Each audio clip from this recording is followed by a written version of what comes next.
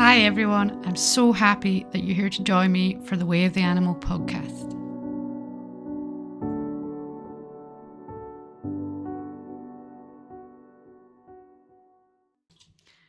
Welcome, Alastair. Today's topic is your choice, I believe. Yeah, it was one we'd talked about before, about doing one on sort of money, materialistic possessions and things like that. It's kind of an interesting one coming up to Christmas, maybe. Yep, sounds good. Where do you want to start? When's Christmas? The materialistic side of things is interesting because I think we have quite a unique view on it after moving and the amount of times we have moved and downsizing and things like that. And then when we came to Canada, we got rid of everything. And you just sort of had to move with the bare minimum. So a lot of things that we'd gathered over the years, we just got rid of. And there's definitely something quite nice about that clearing out and getting rid of stuff. There's a lot of things that you miss. But I don't know. I think it changes your relationship with things. Do you know what I mean? I found it very freeing. It made me think about when we moved from our farm on the west coast to the east coast and the amount of vans we had helping us move all that stuff. And now I feel almost embarrassed about the things that made the cut to come. Do you know what I mean? I don't know what you mean. Well, it's just like there was a whole room when we moved across that had stuff in it that we never used, we never saw, that just never even got opened. That's true. You know? There's a lot of stuff. And when you get down to that sort of minimalist living style sort of thing, you do end up getting rid of a lot of things. But it's nice to have things. So I did watch the minimalist, is it a movie or whatever they call it on Netflix? Yeah, like a documentary type thing. Yeah. And something that I keep with me is does this add value to my life? Yes.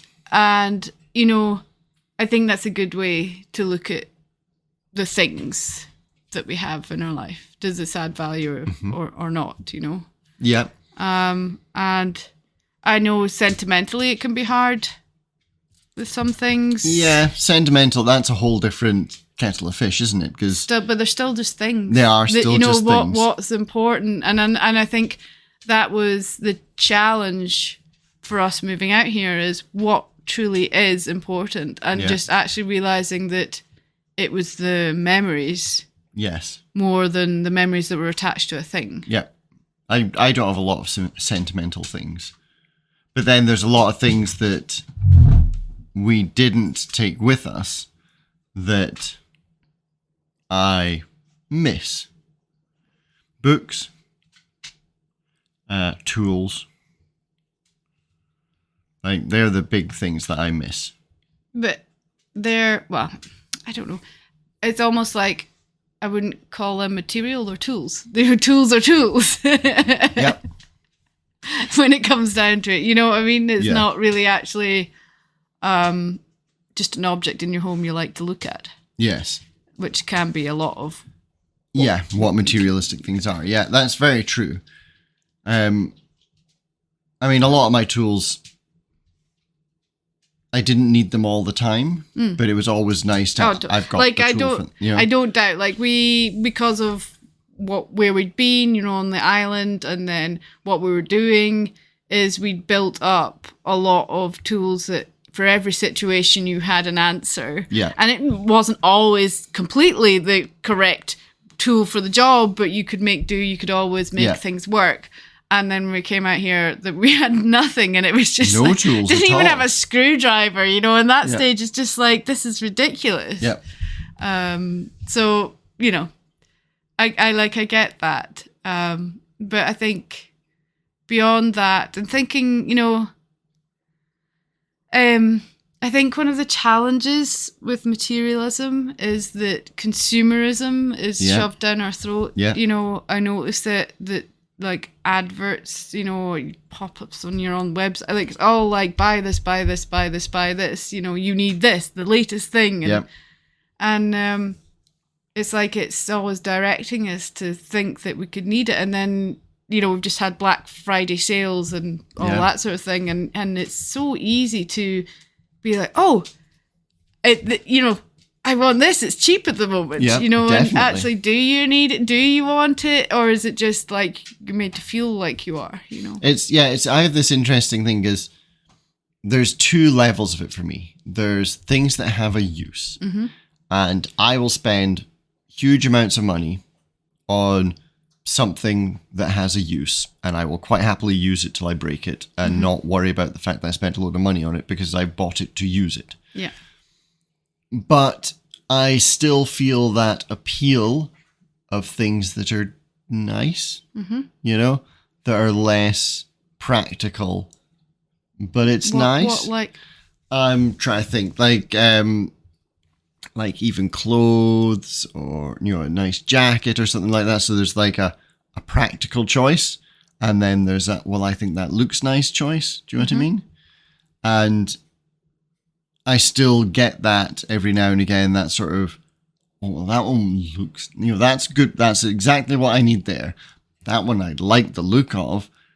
But I always sway to the practical. Do you know what I mean? Do you think, so it's really interesting, because it's almost like, and I'm not saying it is, but it's almost like you're denying yourself the joy of having something that would make you feel better because it looks nicer. Could be. You know, if you think about it, like what you said there is your mind, which is always the logical, analytical thing, is saying, that's the one you should get. And your heart's like, oh, I'd really like that one. It's really pretty, and I think it will make me feel nicer. But okay, well, I'm getting the practical one because that's all I need. You know? Yeah, it's really interesting. Yeah. That definitely could be a thing. I mean, I do allow myself certain things, but still, the places I spend money are on practical things. I don't spend money on aesthetic things. But it doesn't mean I don't want it. Well, isn't it interesting? Because what adds value? So, you know, then you're looking at what is valuable to you. Practical things. Well, no, not necessarily, because you have just said that you actually thought the thing that was pretty, or looked nicer, was more valuable to you, but you didn't buy it. I don't know if I saw it as more valuable. I saw the appeal of it. Did you see the appeal of it, or did you feel the appeal of it? What's the difference? Well, one is going, well, that looks prettier. One's like, oh, that would be really nice, and I'd feel nice. You know, like there's more to it than just the mind going, that looks nice. Yeah, okay. I don't think I ever take into account how I think something I buy will make me feel. Interesting. Ever. No, but I wonder if, though, that's such a subconscious process that you probably do but don't. I do sometimes think that you end up in a phase where you want to buy something. Oh, yes.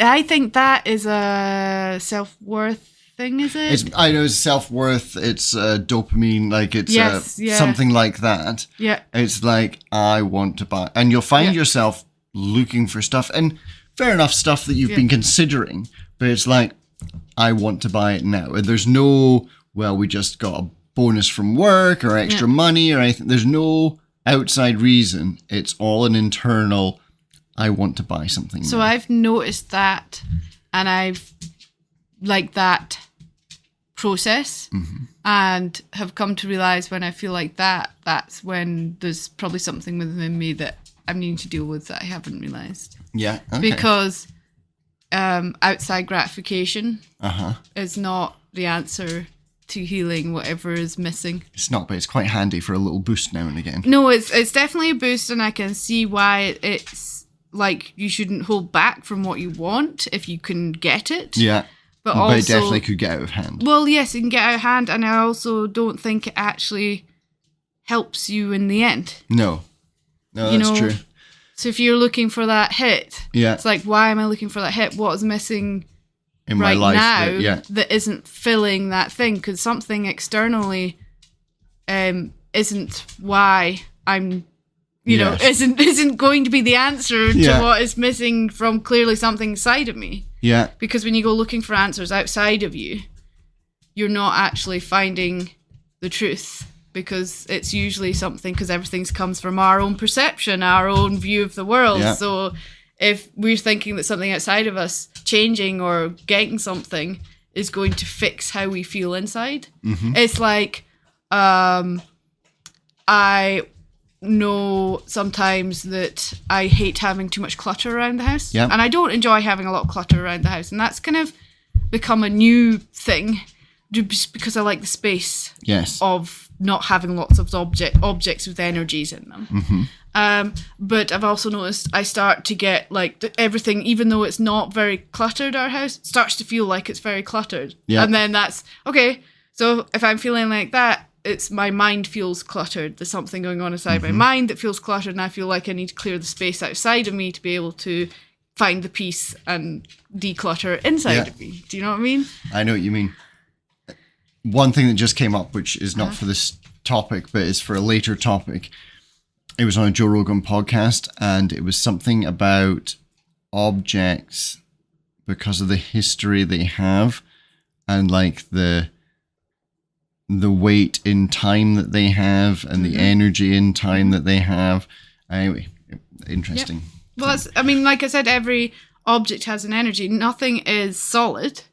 No. So they're just all vibrating at different frequencies. And then obviously we imbue them with energy when it's been someone else's possession, or the way it's sat in the house, how it's sat, what it's been through, what it's, you know. Yeah. I can't remember what it was, but it was something about this guy had this theory about the accumulation of time on an object and that sort of thing. Anyway, the one I've caught myself doing before is that sort of, I'm one of those, I look, and then bang, by.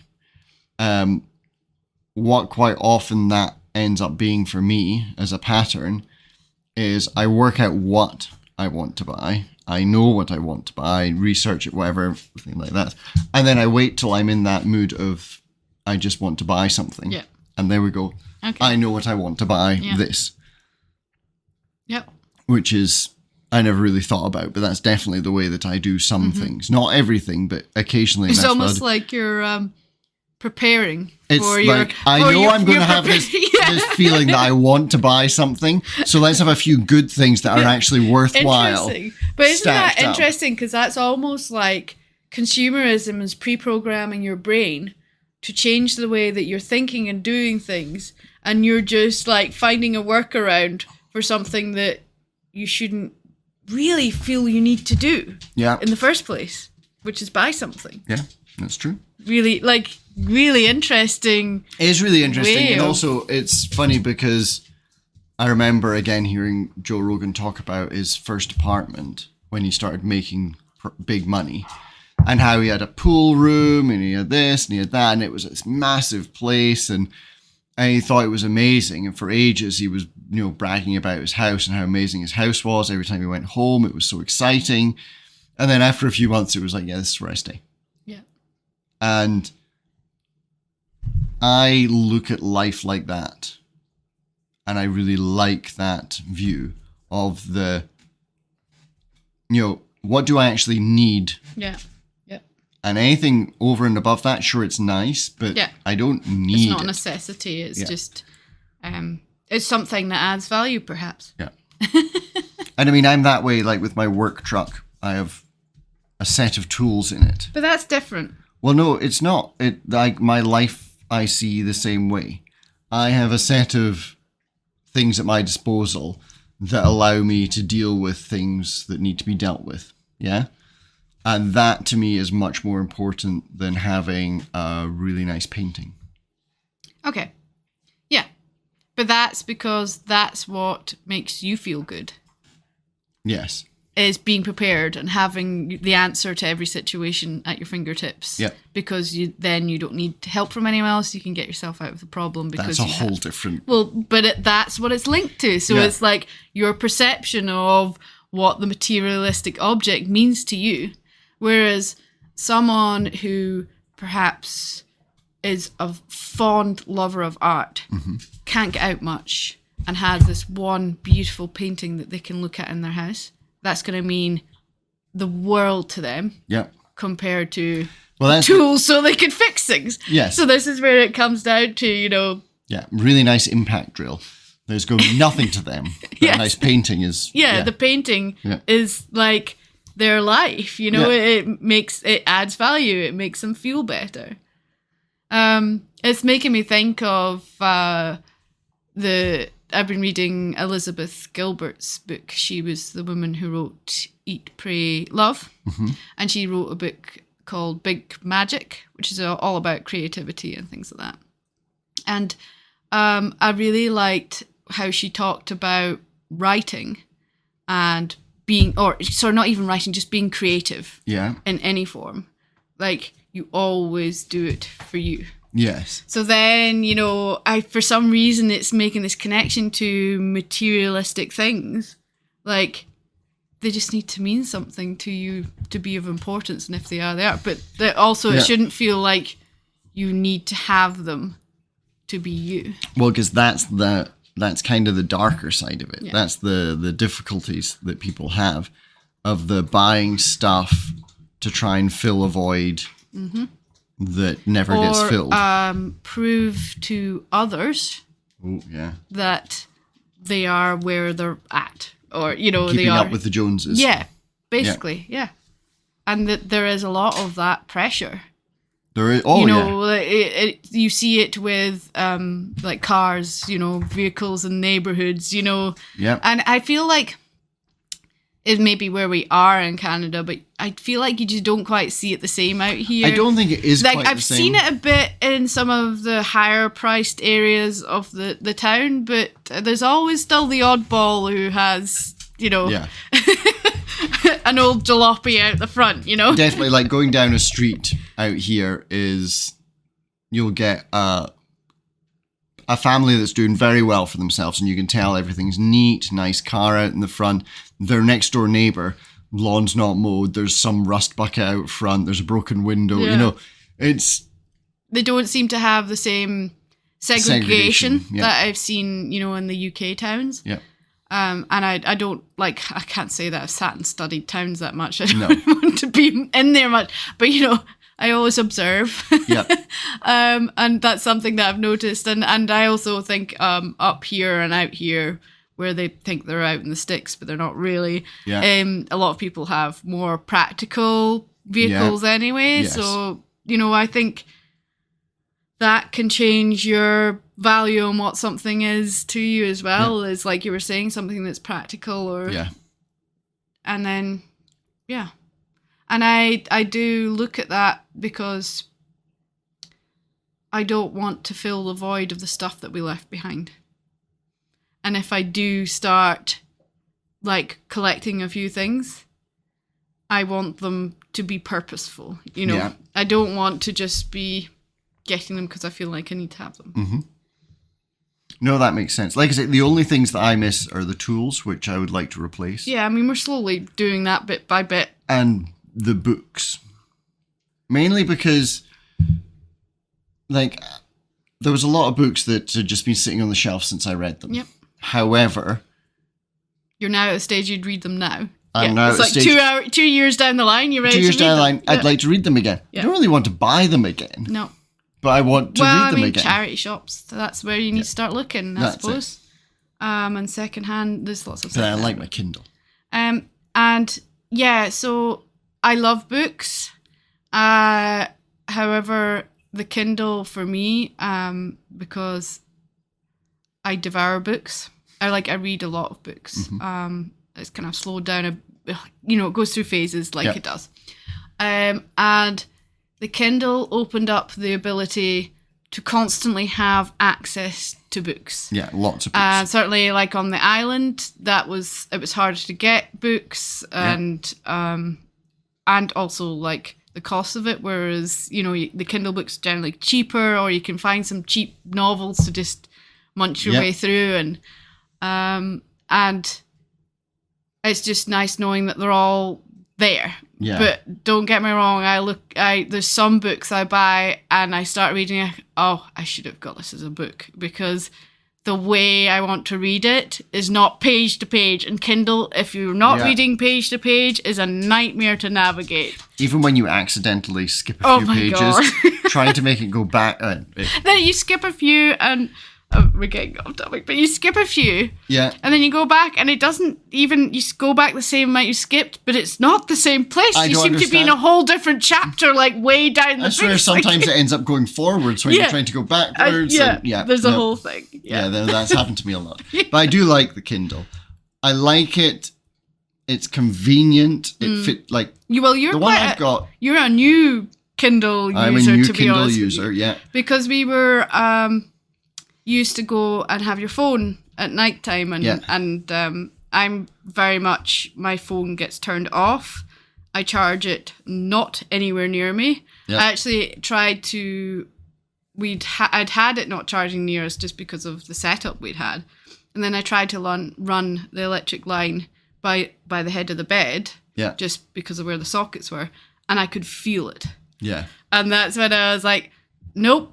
I am not charging it near me. I can feel that electricity. That's not any good for me. So anyway, it charges the other side of the room off. Yeah. And that way when I go to bed. So that's where we were like, well, it'd actually be really good for you if you got back into reading, which is a much better activity than watching a video or movies. Yes, yeah. I think it is, and I think it's more of a wind down than a wind up, and it is, and I mean, I definitely notice the difference between sitting and even if I sit for 3 hours and read my Kindle in bed, the sleep I get after that versus watching a movie is far better. Although, I made the mistake recently of I've been reading non-fiction for years now. So that's what I read to go to sleep, is the non-fiction. So I'm just kind of learning things, and it's a really nice way of processing what you're learning. And sometimes I can only get through half a page and blah, blah. Anyway, I bought a cheap novel, and it's quite good. I remember now why I switched from novels at bedtime. Because I can't put it down. I was reading for 3 hours last night. So it's like, that's great. Novel I can read when I have my cup of tea in the daytime, having a rest time, that whole breaking the addiction from scrolling on the phone. Well, have Novel's great for that. Kindle next to me. Read. If I want to read, let's read my Kindle. Because let's face it, sometimes you're addicted to reading, and that's why you're on the phone. And you'll even look at YouTube videos and be reading the subtitles and not listening to them. Yeah. And I think that's just you're wanting to read. Yeah. So you're scrolling your phone, that's where I'm just trying to break. It's something that I'm really working on is breaking the habit of using my phone all the time. Yeah. Because it, as it was pointed out with the Big Magic book with Elizabeth Gilbert, was, it breaks you out of your inspiration, your creativity. It's just a distraction from what could be much more valuable to you. So I'm just about creating more valuable time for me. So as much as we've kind of come away from materialism, it's still looking at what's valuable to you. Oh yeah, and time is valuable. And I started logging and looking at the phone as how much time I'm looking at different apps, and it's disgusting. How am I losing an hour a day on social media apps? That's just makes me. Why am I doing that? What a waste of my life. Because it's not I'm not gaining anything. Are you gaining a value from it? Then why are you doing it? Because I don't know what else to do. It's like avoiding doing something else. It's an avoidance. It's I don't know what to do. I don't know what to do with myself. So this is a habit. Yeah. And it's even beyond anything. It's just a habit. I've become addicted. It's a really hard habit because it brings you into that short attention span, instant gratification. Like, It's it dopamine. changes your brain pattern in a way that it's never enough. It's never fast enough. What's really interesting is it can put you in that sort of suggestive, mesmeric meditation state. Hypnotic state. Yeah, the hypnotic state. And you're just sitting there scrolling and catching things and scrolling. And I think it's just like, it's like a modern way of trying to change something.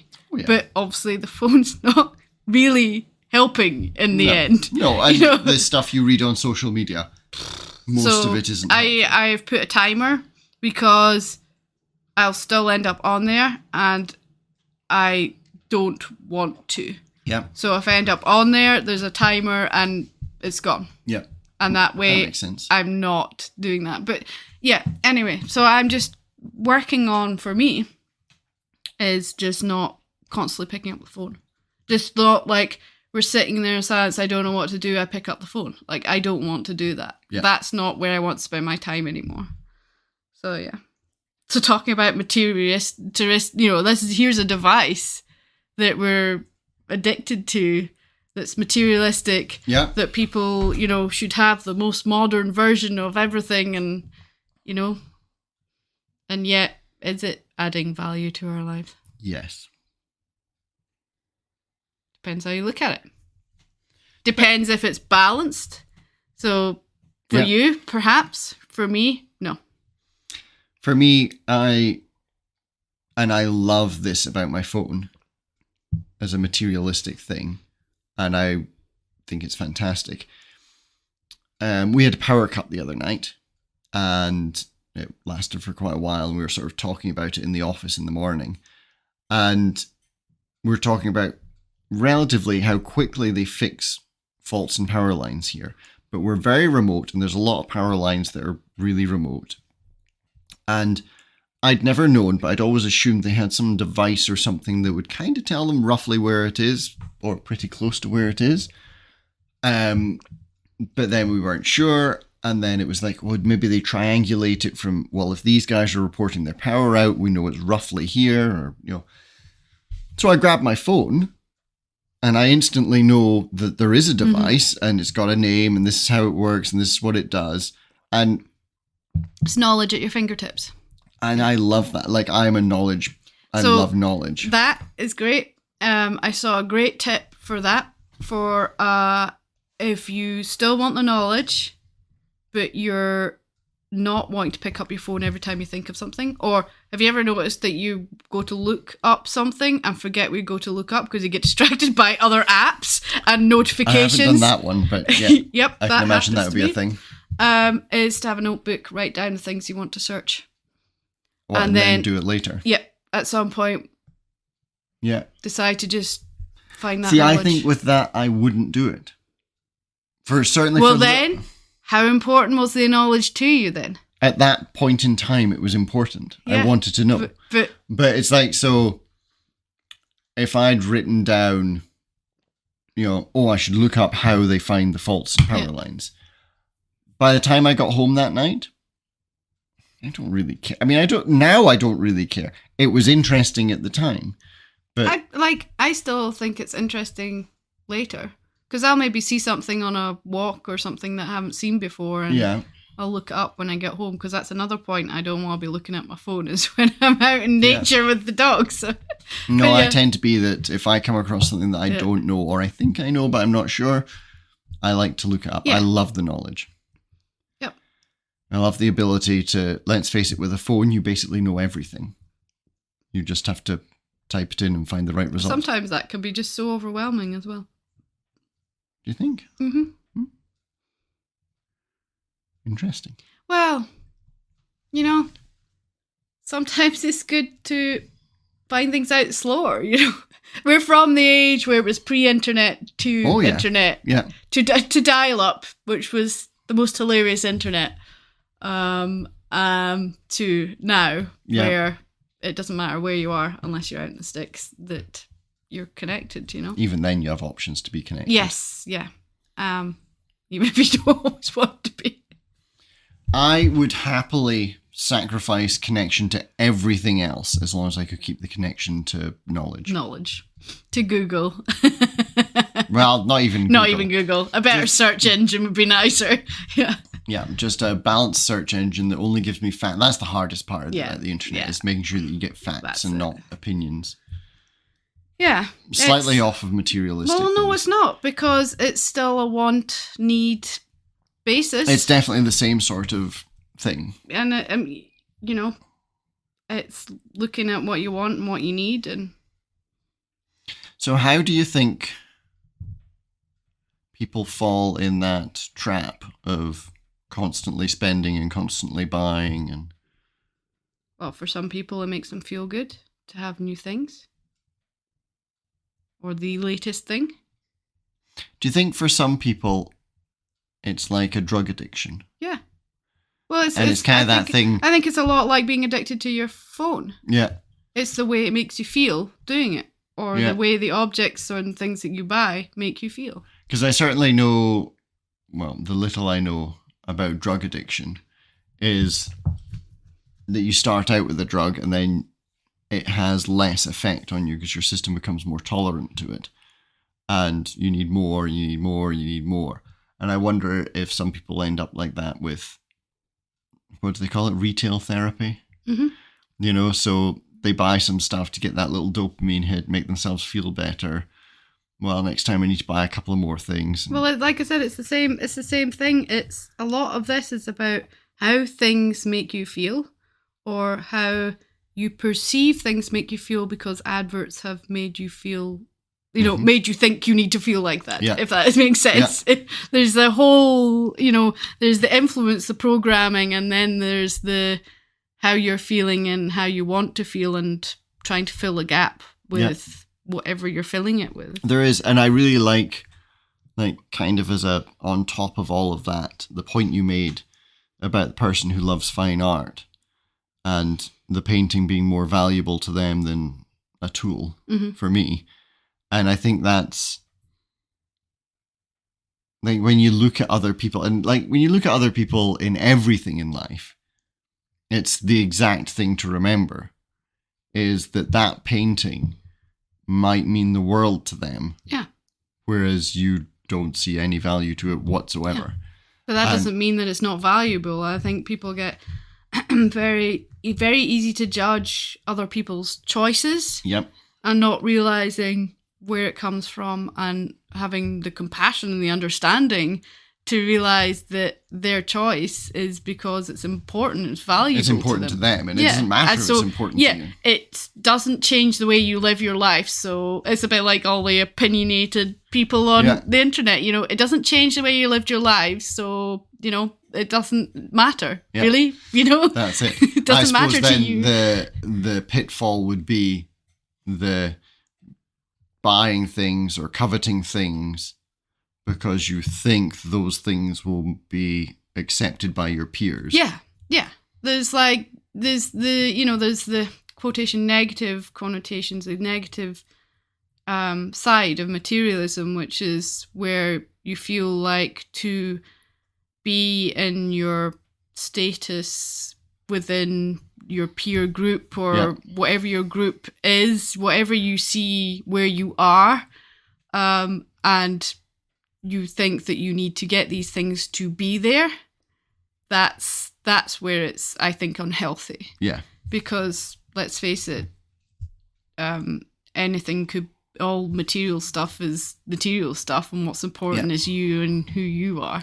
And honestly, not what you're surrounded by. The people that you hang out with, if they care about the things that you have rather than the person you are, they're not the people to hang out with. Exactly. But it's so easy to not realize that you've, done that or become that.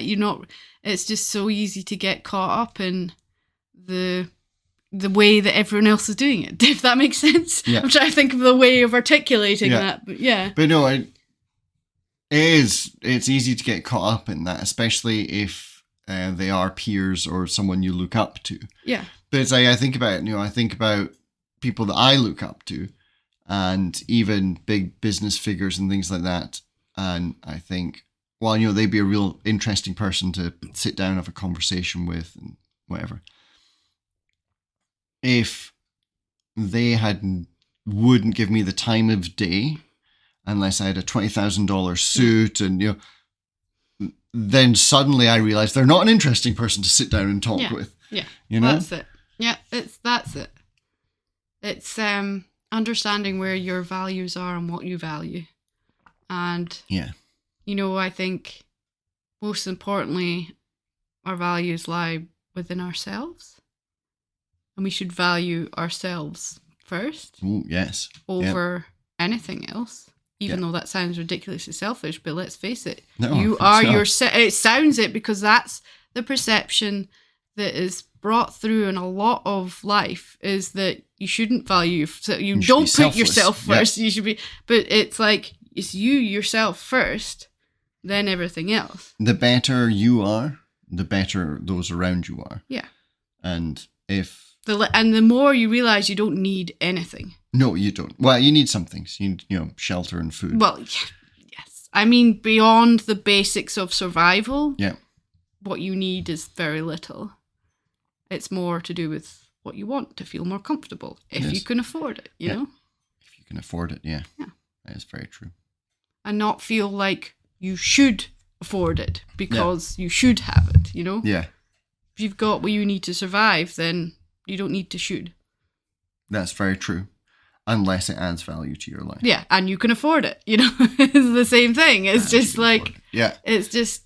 the consumerism... I feel like the consumerism world we live in, we're pressured to always have the should. Yes. And it's not actually necessarily. I watch a van lifer who,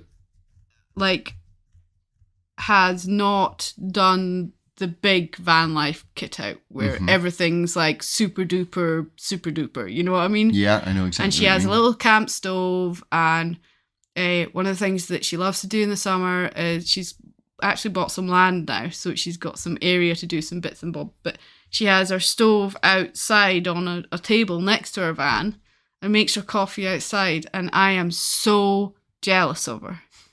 It's like, it's ridiculous. It's something but about... you've got this lovely kitchen, but kettle. The confines of the house that makes, for me, the definition between inside and outside, whereas outside's where I feel at home.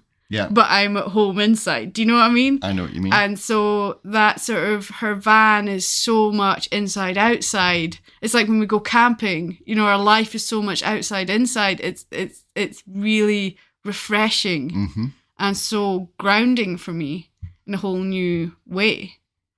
That, I want to put a little stove out on the deck and make my coffee outside. But why don't you? Exactly, why don't I? Because it seems blooming pointless when I've got a kettle sitting there. This is the thing, it's like, okay, I have too much stuff because I have a kettle. It's too convenient to make my coffee. I want to go backwards to the simplicity. This is like, for me, the simplicity of the way she does things. And don't get me wrong, I can see that sometimes that can make things pretty challenging and a little bit frustrating at times.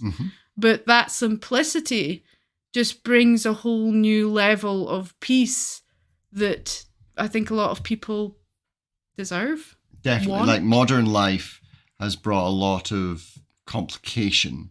Complications in the convenience. Yeah, definitely. And I think you're probably not alone in people finding it hard to deal with, and that slight draw to simplistic times.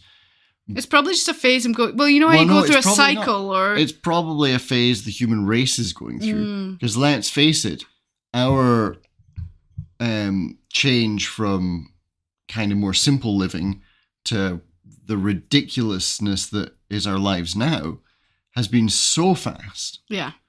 Right? It's almost like we've hardly had time to adjust to it. Yeah. And I think a lot of us crave that simplicity because that's where you can find your peace. And I think it's as well, the convenience means you spend less time doing things because everything's much quicker and easier to do. Yeah. And in doing that, you lose those moments of stillness that you'd normally get while you wait for things to be ready. Yeah, definitely. And that's so... So you want to get rid of the kettle? No, not at all. No, because I just put the jet boil down there and that's super quick too. I think it's faster than the kettle. I think it is. I think what's important is being intentional about how we live. Mm-hmm. So being much more intentional about taking the time that things need and not getting upset that things need time. Yeah, it's very easy to get into the rush. Yeah. They call it the rat race or whatever, but it starts at home. The rush starts at home. It does. Well, that's it. They call it the rat race, and you think of your business and things like that, but it's not. It's modern living. Yeah. It's just go, go, go, go, go. And like something that I do is like, and I hate if I miss it now, is I make I sort out the house, whatever needs to be sorted out, take the dogs out. I'm lucky I have very nice slow mornings. Slow mornings are lovely. Take the dogs out, feed the dogs, and then I make my coffee. And the coffee is about me. Mm-hmm. And I take the time to make coffee, and I'm only ever making the coffee. I'm not trying to do other things. I'm just making my coffee. And then I go and I sit down and drink it. Yeah. And I do my time with that coffee. And I think that's me bringing in that simple stillness that some of us in our rush to do things don't do. Like, generally when we're making that coffee in the morning, we're also thinking of the million other things we've got to do and, also trying to do a million things, and the coffee's going cold as we're still doing them, and it's just like, just being a bit more intentional about how we spend our time and creating value in our time. Yeah. It's interesting the more I think about it and the thoughts you bring up with it, and I've always lived this polar opposites in my head. So in the other room, I've got a custom built gaming rig, which I love. And I love video games, love the internet, technology, gadgets, modern world, love it. I'm excited about, AI and robotics and all this kind of stuff. Really interesting, really exciting. I could live in that world of cutting edge technology and just the wonder of it all. 100% 50-50 in my head. I could be in an off-grid cabin. Off-grid doesn't mean you don't have the internet or your gaming stuff. Well, no, because these days I could be quite content without all of that modern stuff and just having to worry about food and reading your books. Reading a book. Yeah, because you talk about you miss your books. Yep. You get a lot of book reading when you're not doing just other like things. That quiet pace of life where all that really matters is, do we have food tonight? Yeah, we've got food. Yeah. It's two warning halves within my head. The lots of materialistic things and technology and all that side of the world. And the other one is the wilderness and the... And I think it is. I think it's a balance. Like I'm definitely, I find the disconnection and being away from that, especially when I can't feed the addiction of looking at it. Like, I just know that it's just done.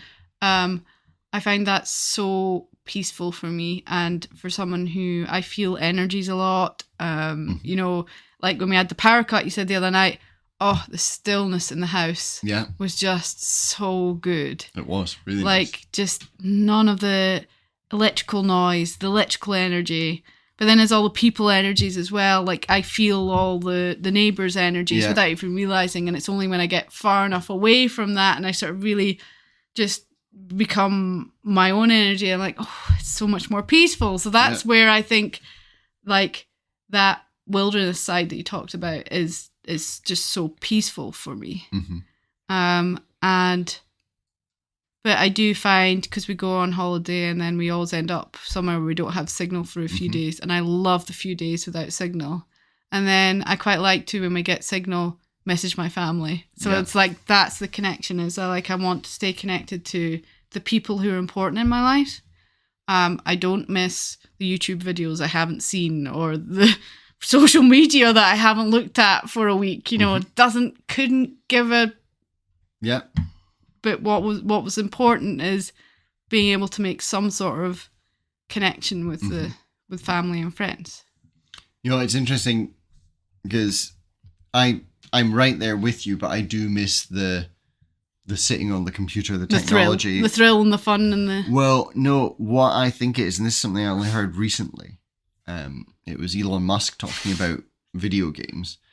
And he finds video games a great way to switch off. Yeah, it's always been your way to switch off. So, because my mind's very active all the time, and it's not even thinking about important things. It's just always thinking. It's always thinking. Always thinking. Yeah.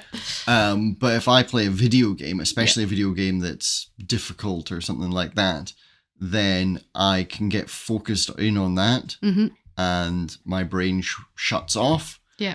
And I'm just on one thing. Get that. And it's nice. It's always been your way of relaxing. And I know that sounds ridiculous, playing shoot 'em up games or like really high-paced, thrilling games. Yeah. And it's your way of, like, if I play the same game with you, I come off and I'm like, okay, I just, whoo! And you're like, this is brilliant. I feel great. I have to say, the older I get, the pace of the game slows down a bit. But... Yeah. Not quite as thrilling as it used to. Not quite as fast as it used to be, just because I'm not. Yeah. Well, I was wondering that as well, is perhaps the seeking the peace comes more with age as well. Maybe, yeah. You know, like you're... I remember growing up as a child. I'm a country bumpkin, you know. It's always been the way I've wanted to live and have lived as much as I could. I remember growing up as a child, and I've always lived outside of cities, but close enough to be aware and always felt comfortable in the city. Yeah. And I've always had that sort of polar opposites of the I like being outside, but then part of me wants to be inside in that different world and different experiences. And I mean, I think that's what love is, just wanting more knowledge, more experiences. Yeah, it's very interesting. It was a good topic. Took us on a great journey. I really enjoyed talking about it all. What did we start talking about again? I know. I think I'm going to call this one Materialism and More. Yeah, I think so. Because I think that's the best way to cover it. And as for the description, I don't know what I'm going to say. Good luck. Yeah, just listen. Yeah, things kind of wandered there. Yeah. But well, that's what I love about podcasts where you don't have a drawn out plan. Yes. Is it takes you where it takes you, and it takes you in some really interesting concepts and thoughts and things. So I think it's important to always follow that thread to wherever it takes us. It does, yeah. Yeah. Well, thank you very much. Better call it there. It's a good one tonight. It's a long one. Yeah. Thank you.